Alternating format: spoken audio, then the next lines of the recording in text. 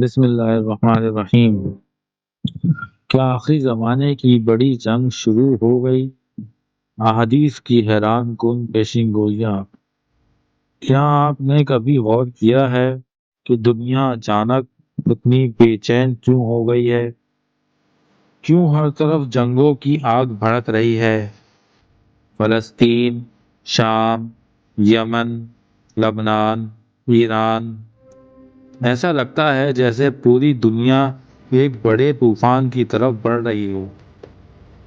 کچھ لوگ کہتے ہیں یہ صرف سیاسی اور فوجی جنگیں ہیں، لیکن بہت سے علماء کا کہنا ہے کہ یہ وہ زمانہ ہے جس کے بارے میں رسول اکرم صلی اللہ علیہ وسلم نے صدیوں پہلے خبردار فرمایا تھا۔ آج ہم انہی احادیث اور نشانیوں کی بات کریں گے جنہیں بعض علماء آخری زمانے کی جنگوں سے جوڑ کر دیکھتے ہیں، اور آخر میں ایک ایسا پیغام بھی ہوگا جو ہر مسلمان کے لیے بہت ضروری ہے۔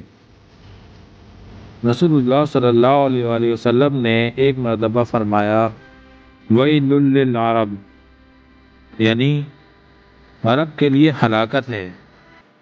اور حیرت کی بات یہ ہے کہ آپ صلی اللہ علیہ وسلم نے یہ الفاظ 3 مرتبہ ارشاد فرمائے۔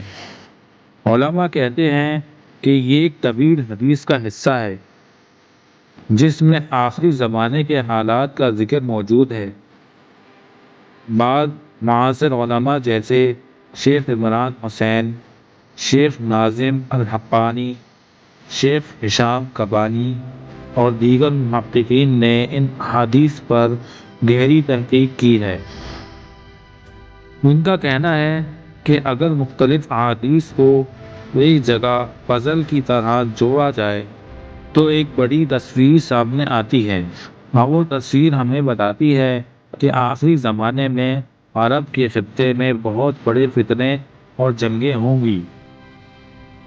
بعض احادیث میں 3 قبائل کا بھی ذکر ہے جن کے بارے میں بعض علماء کہتے ہیں کہ ان کے دور میں عرب کے خطے میں بڑے فتنے اور تباہیاں ہوں گی۔ یہ قبائل ہیں عبد القیس، بنو حنیف اور بنو تمیم۔ ایک روایت میں رسول اللہ صلی اللہ علیہ وسلم نے فرمایا، میں عبد القیس کی عورتوں کو بتوں کے سامنے رقص کرتے ہوئے دیکھ رہا ہوں۔ اور ایک اور روایت میں فرمایا، عرب اس وقت تک تباہ نہیں ہوگا جب تک اس کے حکمران بت پرستوں کے ساتھ مل کر بت پرستی نہ کریں۔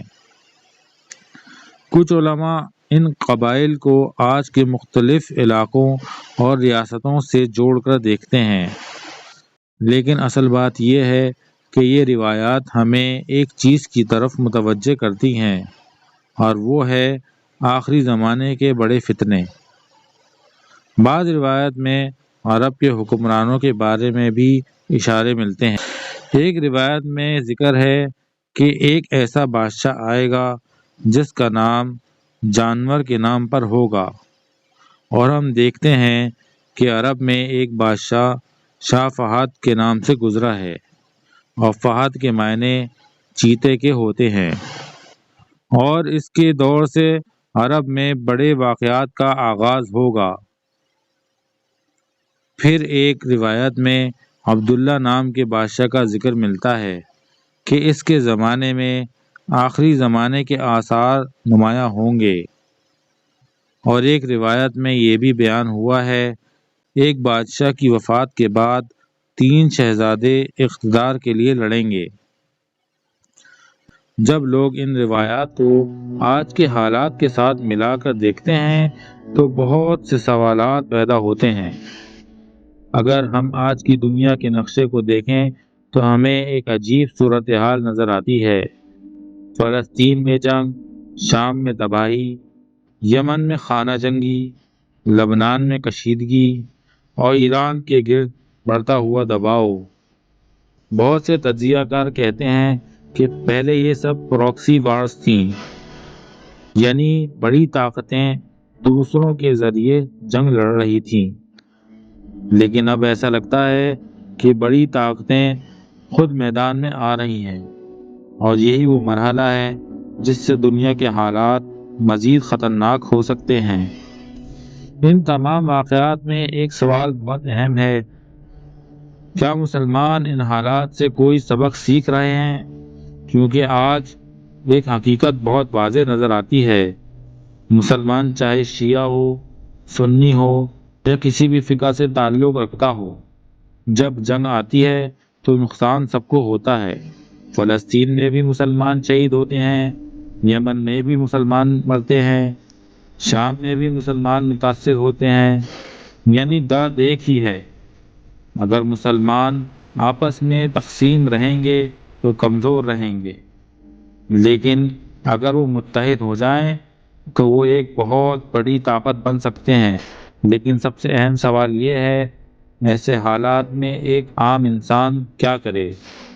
جواب بہت سادہ ہے، اپنے آپ کو اللہ سے جوڑ کر رکھے، کیونکہ تاریخ گواہ ہے کہ جب بھی فتنے بڑھتے ہیں تو کامیاب وہی لوگ ہوتے ہیں جو ایمان کو مضبوط رکھتے ہیں۔ نماز کو مضبوط کریں، قرآن شریف سے تعلق بڑھائیں اور اپنے دل کو اللہ کے ساتھ جوڑیں، کیونکہ جنگیں آئیں گی، فتنے آئیں گے اور آزمائش بھی آئیں گی، لیکن آخر میں کامیابی صرف اس کی ہوگی جو اللہ پر بھروسہ کرتا ہے۔ ویڈیو اچھی لگے تو ویڈیو کو لائک کریں، چینل کو سبسکرائب کریں۔